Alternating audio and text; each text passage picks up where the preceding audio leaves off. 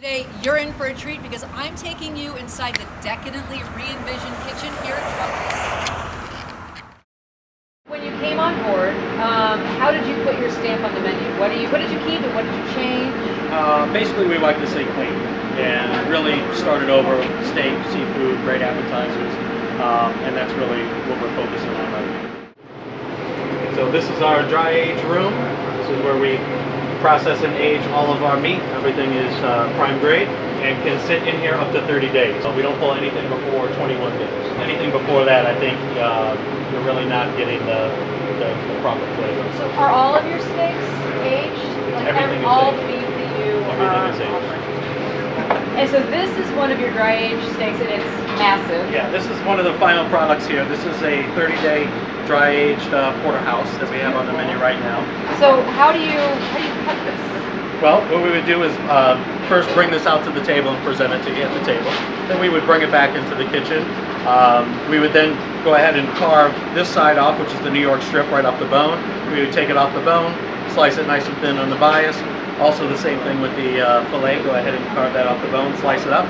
Then we kind of put it back together and present it back at the table. It's very elegant and old-fashioned, which I love, and I think that what is old is new again. It's exciting to see that much attention being paid to what really is a very deceptively simple dish, which is the American steak.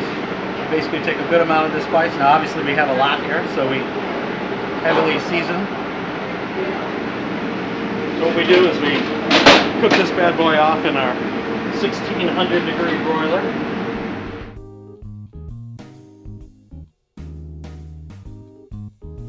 So should we try a bit? I think so. Okay, good. Please. Go ahead. Thank you. So as going for that, let me tell you about what we're going to do next, wine-wise. So one of the greatest assets of our interesting things about Truffles program is our sheer volume, and that gives us ability to be maybe more versatile than some of the smaller wine programs. I mean, we are at 1,500 different bottle selections with close to 10,000 bottles, which is easily the most comprehensive wine list in the region. So I had no idea. I know, not many people do. 1,500? 1,500 different selections. That's amazing. So, kind of getting back to your role, how does a diner actually approach choosing the right wine? A lot of our diners have, they know exactly what they want to drink, and they're not necessarily as adventurous as I would like them to be. But that's a great start of a conversation. And we have a very simple rule as well when it comes to tasting wine or recommending wine. When I recommend something, if you don't absolutely like it, you're by no means obligated on having it. This is 100% Aglianico, which is an ancient Greek varietal known in Basilicata and Campania regions of Italy. I love it. I love the acidity because I think that really brings out kind of the fatty nature of the steak. Cuts through it a little Yep, bit too. exactly. And it almost has an herbal bitterness a little bit to it that I think goes nicely with the Brandon's spice mixture that he has on the surface. So this is truffle ice cream. This is something we experimented with this week. It is basically our black fresh Umbrian truffles that we actually take a truffle. With the eggs, we're going to make the anglaise, and we wrap it tightly for about 2 days, and actually the flavor permeates the shell and goes into the egg. So that's stage one. Then we steep it with a couple fresh shavings in the milk mixture, and then we finish it with some fresh chopped truffle at the end. This is really surprising. I mean, because it's got that wonderful sweetness of ice cream and obviously that cool, creamy texture, but it's that earthiness and like that heady aroma. Yeah, it's very balanced, we found. So I kind of asked about a wine pairing for the truffle ice cream, and I think we're going to have a little bit of an experiment. And you stunned me for a second. The first one is, there's a little story behind this wine. The name of the wine is Antigua, which accidentally is the place in the Caribbean where me and Chef lived and worked together for 4 or 5 years. So you guys knew each other before We go back like a good dozen years. Oh, that's good to know.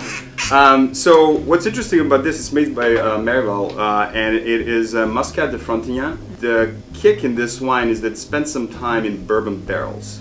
We're going to give this a shot I actually like that a lot. That's a great pairing. All right, so the second approach we can take with this would be to go a little more vintage.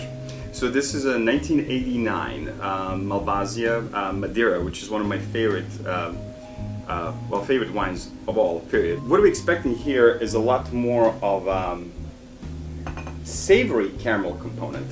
So this is almost like a classic approach or should I say, classic example of two different approaches to wine pairing.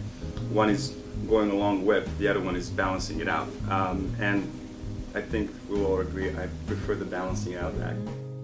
To me, what you've done is you've really honed in on what makes Truffles special and the reason why it's been in the marketplace for over a decade.